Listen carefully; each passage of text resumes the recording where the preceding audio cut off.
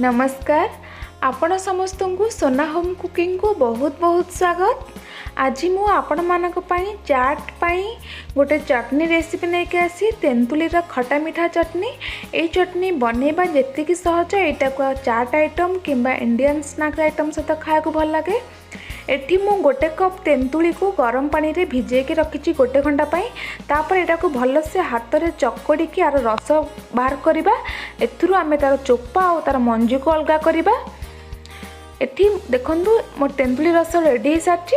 तो एठी मो पैन रे तेंतुली रस ऐड करूची। एटा को मो टिके छांकी नै जाउची। एथिरे किछि चोपा थिबारु देखंतु एठी मो रस ऐड करि सारची।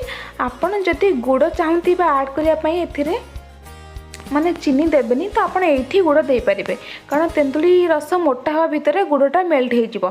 तो मते एथिरे चीनी देबार अछि तो मु एठी चीनी ऐड करिबी।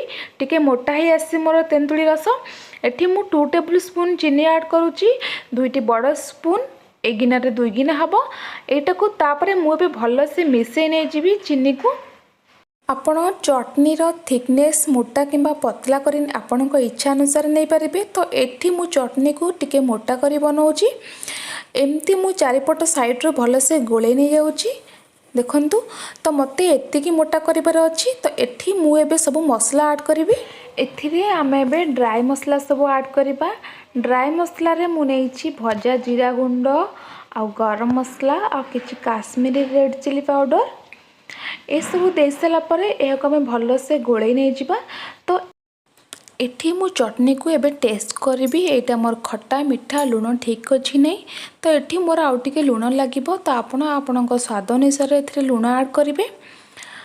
तो एथिरे मु एबे टिके अल्प टिके लुण ऐड करिवि। मु या को भल से गोले नहीं जिबी। तो मते चटनी रो थिकनेस एतिकी रखिबार अछि। चटनी रेडी हो सारची। जदि मो वीडियो आपन को भल लागे लाइक करिवे, कमेंट करिवे। रहिली नमस्कार।